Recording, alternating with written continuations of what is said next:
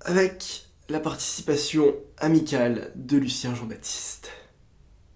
Voilà. CF, allez voir la critique de Love Addict. Non mais c'est limite si le film se résume pas à ça.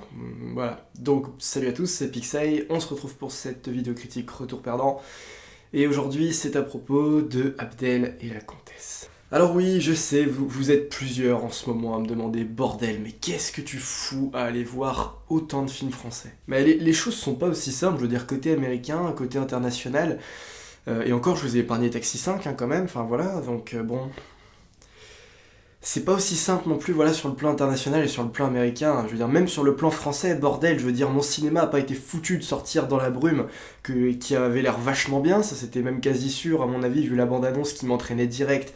Je suis vraiment persuadé que le film était vachement cool. Mon cinéma ne le sort pas. Je déteste Wes Anderson, je voulais pas aller voir L'Île aux chiens, c'est un réalisateur avec lequel j'ai essayé. Je sais qu'il y a un style, je déteste ce style, je déteste cette façon de filmer, je trouve que ça fait pas du tout authentique, ça fait quelque chose qui est trop différent, trop... hors du cinéma pour moi, ça peut se comprendre, ça peut s'aimer, mais j'aime pas, je déteste, je veux pas aller voir L'Île aux chiens de Wes Anderson, j'ai pas aimé De Grand Budapest Hotel, et j'ai pas non plus aimé Moonrise Kingdom. Je suis allé voir 2 fois Avengers Infinity War, voilà, limite 3 fois, parce que oui, je me suis quand même posé la question, et puis voilà, merde, qu'est-ce qui me reste à côté de ça? Qu'est-ce qui me reste à aller voir? Et j'espère que vous m'en voudrez pas trop, mais ouais, sans avoir regardé la bande-annonce, j'avais quand même un léger espoir pour aller voir ce film et me dire pourquoi pas, allez. Et à partir du moment où j'ai vu M6M, la putain de 3e fois en un mois, mais 3 fois quoi, 3 fois, Love Addict, Les Dents Pipi au lit et Abdel et la Comtesse. Et ben voilà, j'ai vraiment eu peur, j'ai eu la trouille et c'est pire que les 2 autres films, c'est pire. C'est moins empoisonnant que Love Addict, mais c'est tout aussi vide et même encore plus que Les Dents Pipi au lit, c'est fade quoi. Et ce qui va au-delà de tout ça, c'est quand même, c'est Isabelle Doval qui réalise le film. Alors c'est pas une grande réalisatrice, mais tout de même c'est la femme de José Garcia. Et il y a quelques années, elle nous avait quand même fait Fancy, qui était vachement cool, c'était très sympa comme film. C'était, je trouve, un très bon film. Une bonne comédie française, ça peut arriver aussi de temps en temps. Enfin voilà, c'est pas compliqué. Et en se tournant vers des réalisateurs comme ça, des fois ça marche sans se poser de questions. Et franchement, il y a quelque chose d'intéressant. Il y a un fond dans Fancy, et c'était cool, voilà. Parce qu'à la base, c'est pas un film français. Oui, Fancy, c'est un remake d'un film canadien. Enfin, c'est basé sur une histoire qui s'est passée au Canada en tout cas. Enfin voilà. Bah bon, ça remonte un peu tout ça quand même. Je crois qu'il date de 2013, mais merde quoi, là le film est raté, hein. Il n'y a pas de défaut, il n'y a pas de truc où je vais dire oui alors ça c'est bien, ça c'est mauvais, moitié-moitié, on va analyser ce qui... Tout est raté, de A à Z, il n'y a rien de récupérable dans ce film.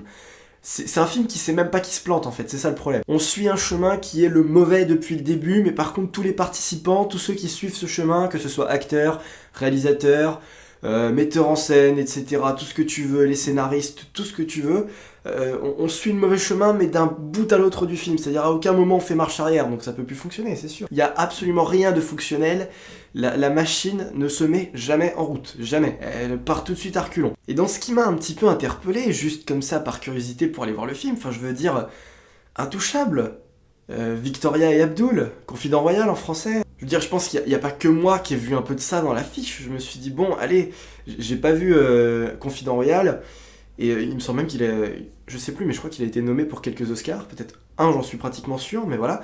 Et je me suis dit, c'est l'occasion de me rattraper. Enfin, moi, avec un film français, j'attendais pas non plus, voilà, hein, faut quand même remettre les choses aussi à leur juste milieu, dans le bon contexte, mais voilà.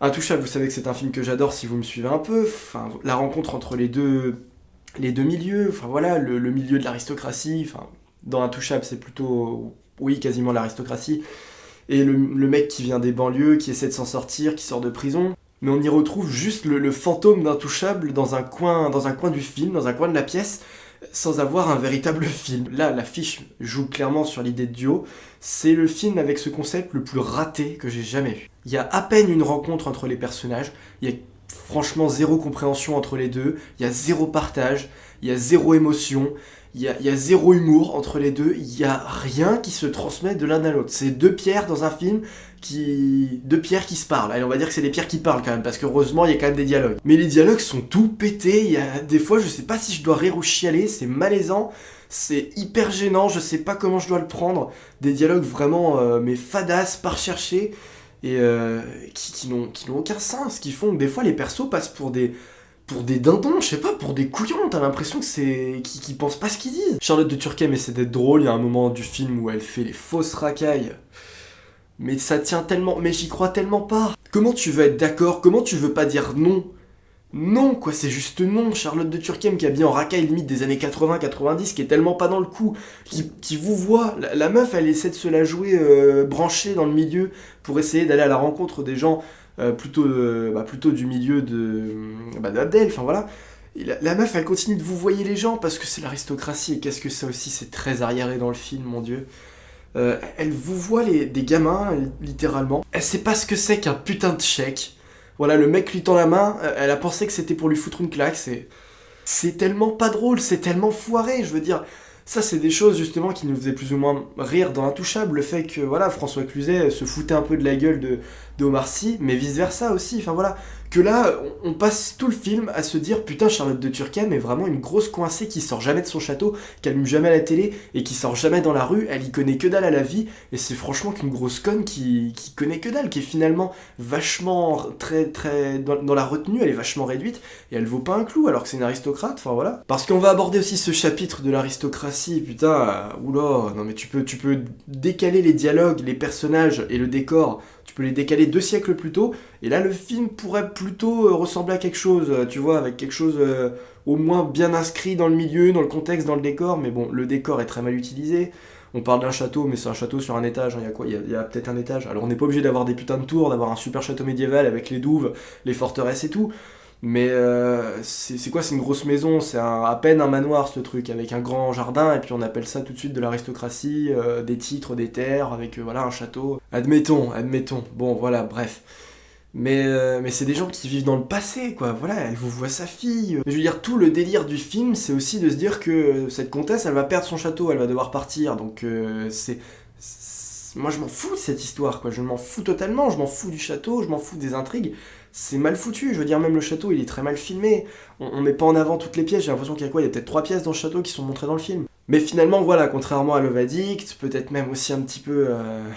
Aller dans Pipi au lit, putain, j'ai trop parlé de ces films. J'ai tellement trop parlé de ces films. Voilà, contrairement à ces 2 films, finalement, c'est pas quelque chose qui va venir nous attaquer dans le film, ou voilà, où on va avoir des partis pris extrêmement agressifs, extrêmement troubles, vraiment peut-être parfois blessants, ou très mal gérés, très maladroits. Voilà, le film, on n'a rien à foutre de ce qu'il propose.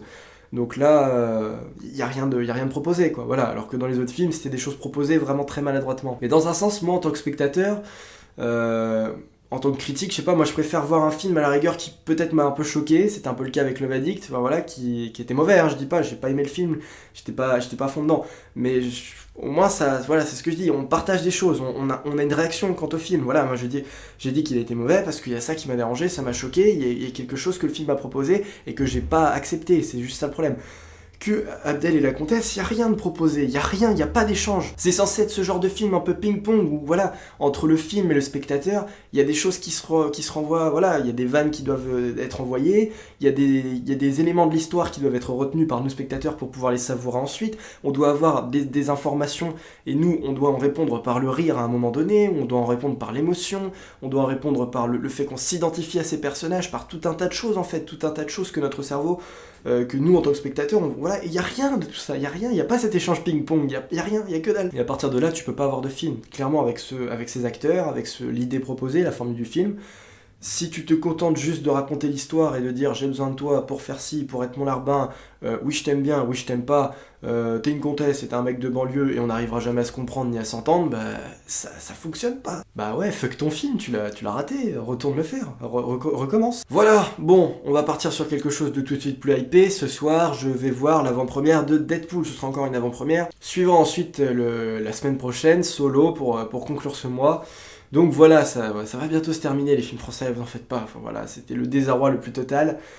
3 retours perdants en un mois, 3 films français, 3 films M6, donc je crois qu'il va falloir que je me documente un peu plus et arrêter les films M6. Oh, j'ai juste oublié de parler de Lucien Jean-Baptiste. En une phrase, un curé qui boit de la miaule, reprenant l'accent créole on dirait, hein, et qui dit à toute la messe, le ciel est bleu, le gazon est vert, la voiture fait vroom vroom, voilà. Avec la participation amicale de Lucien Jean-Baptiste. Et même si vous n'irez pas voir cette chure, cette daube, vous saurez au moins que moi je vous déconseille d'aller voir Abdel et la comtesse. Alors salut à tous et à la prochaine.